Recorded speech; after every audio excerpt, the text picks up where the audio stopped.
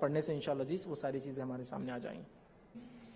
آپ نے سجدے کے دعا کا ذکر کیا کہ سجدے میں دعا قبول ہوتی ہے، تو میں نے بھی ایک بات سنی تھی کہ سجدہ چاہے وہ نفل نماز کا ہو، سنت کا ہو یا فرض نماز کا ہو، آپ اس میں بھی دعا کر سکتے ہیں۔ آپ اس بات کی تصدیق کر دیں کہ تسبیحات کے فوراً بعد آپ کوئی قرآنی دعا مانگ سکتے ہیں یا نہیں؟ اور اس سے متصل ایک سوال ہے کہ دعا کا بھی آپ نے ذکر کیا کہ دعا میں بعض اوقات وسیلہ مانگا جاتا ہے، جیسے رسول اللہ صلی اللہ علیہ وسلم کے وسیلے سے یا اللہ ہمیں فلانی حاجت پوری کر دے، تو یہ وسیلہ مانگنا درست ہے یا نہیں؟ اور اردو میں دعا مانگ سکتے ہیں یا نہیں؟ دعا کے تعلق سے سوال آیا تو پہلی چیز یاد رکھیں، اس پہ علماء کے جو فتوے جو میں نے پڑھے ہیں وہ آپ کے سامنے رکھتا ہوں۔ پہلی چیز، جو دعا آپ کو سجدے میں کرنا ہے وہ نماز کا سجدہ ہے، الگ سے نماز کے بعد سجدہ نہیں کرنا ہے۔ بہت سارے لوگ نماز پڑھ لیتے ہیں، نماز کے بعد سجدہ کرتے ہیں، وہ سجدے کی خصوصیت یہ ہوتی ہے اس میں ہاتھ ایسے نہیں ایسے رکھتے ہیں، یوں کر کے سجدہ کرتے ہیں، ہاتھ اوپر رکھے اور پھر دعا کرتے ہیں۔ جو دعا سجدے میں کرنا ہے وہ نماز کا سجدہ ہے، نماز سے ہٹ کر سجدہ نہیں، یاد رکھیں، ٹھیک؟ تو پہلی وضاحت یہ کہ وہ نماز کا سجدہ ہے۔ آپ نفل نمازوں کے اندر یہ کام بہت آسانی سے کر سکتے ہیں، ٹھیک ہے؟ نفل نماز میں آپ سجدے کی حالت میں نفل کا آپ آخری سجدہ چن لیں کہ آخری سجدے میں کروں گی تاکہ اس کے بعد یا کروں گا، قاعدہ ہوتا ہے سیدھا۔ تو نفل نماز کے سجدے میں کرنا ہے، اس کی تسبیحات پڑھنے کے بعد آپ کو دعا کرنا ہے۔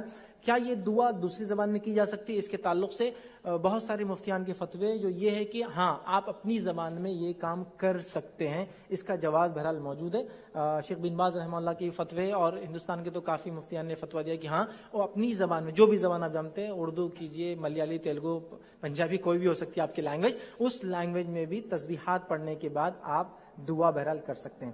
سوال کا ایک حصہ تھا کیا دعا کے اندر وسیلہ ضروری؟ نبی اکرم صلی اللہ علیہ وسلم کا کسی کا، تو دیکھیے نبی اکرم صلی اللہ علیہ وسلم کا وسیلہ دعا میں لگایا جا سکتا تھا جب آپ دنیا میں تھے اور حیات تھے۔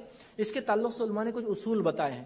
نبی اکرم صلی اللہ علیہ وسلم کی زندگی میں لوگوں نے آپ کے وسیلے سے دعا کی، لیکن آپ کی وفات کے بعد، انتقال کے بعد ایسی دعائیں کرنا کہیں بھی ثابت نہیں ہے۔ نبی اکرم صلی اللہ علیہ وسلم حیات تھے، آپ کے وسیلے سے لوگ دعا کرتے۔ ایک نابینا صحابی تھے، وہ آئے اور کہا اللہ کے رسول صلی اللہ علیہ وسلم میں دعا کرنا چاہتا ہوں کہ اللہ مجھے بینائی دے دے۔ نبی اکرم صلی اللہ علیہ وسلم نے کہا ٹھیک ہے، جا کر دعا کرو، اور دعا سکھائی، اور انہوں نے اللہ کے رسول صلی اللہ علیہ وسلم کے وسیلے سے دعا کی اور آپ کو بینائی اللہ نے دے دی۔